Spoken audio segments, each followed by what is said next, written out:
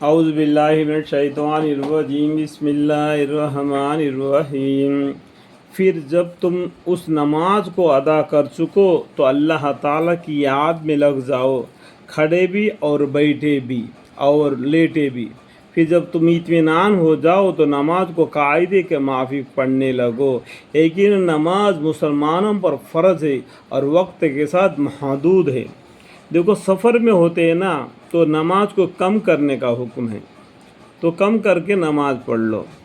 اگر دشمن ہے تم کو وہ تکلیف دینا چاہتا ہے تو آدھے لوگ نماز پڑھو، آدھے لوگ نگرانی رکھو، پھر بعد میں جو نماز ادا کر چکے وہ پیچھے آ جائے اور جو نماز نہیں پڑھے وہ آگے جا کے نماز پڑھے اور ان کی حفاظت یہ لوگ کرے۔ اس طریقے سے اپنی بچاؤ کرتے ہوئے اور کافروں کے بیچ میں ہم اپنا دین اسلام کو زندہ رکھنا، کھڑا رکھنا۔ سمجھ میں آ گیا؟ اس کے بعد میں تم اطمینان ہو جائے تو اپنے وطن میں آ گئے تو نماز قاعدے کے موافق پڑھنے لگو۔ نماز کیا ہے؟ یقیناً مسلمانوں پر فرض ہے اور وقت کے ساتھ محدود ہے۔ وقت پر نماز پڑھنا، یہ نہیں کہ وقت گزرنے کے بعد میں نماز پڑھنا، ٹھیک ہے؟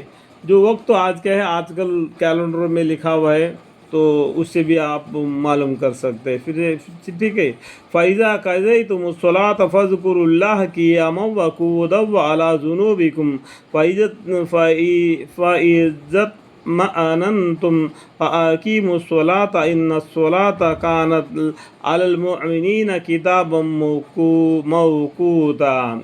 اور بھی قرآن کریم میں سورہ جمعہ میں بھی لکھایا، فَإِذَا قُضِيَتِ الصَّلَاةُ فَانتَشِرُوا فِي الْأَرْضِ وَابْتَغُوا مِن فَضْلِ اللَّهِ وَاذْكُرُوا اللَّهَ كَثِيرًا لَعَلَّكُمْ تَعْقِلُونَ۔ یعنی نماز جمعہ پورا ہونے کے بعد، کوئی بھی نماز جب پورا ہونے کے بعد میں مسجد میں لٹکے نہیں رہنا، زمین پر بکھر جانا اور اللہ کی روزی کو ڈھونڈنا، اسی میں بھی اللہ کی بکثرت یاد کرنا۔ جب اذان ہو جاتی ہے تو پھر فوراً مسجد کو دوڑتے آنا اور نماز ادا کرنا، پھر زمین میں بکھر جانا اللہ کی روزی کو ڈھونڈنے کے لیے۔ مسجد میں بیٹھے رہ کے مجھے رزق دو، مجھے رزق دو تو نہیں ملے گا، رزق تو ملے گا لیکن ہاتھ پمپ چلانا بھی فرض ہے۔ اللہ تعالیٰ سب کو سمجھنے کی توفیق عطا فرمائے۔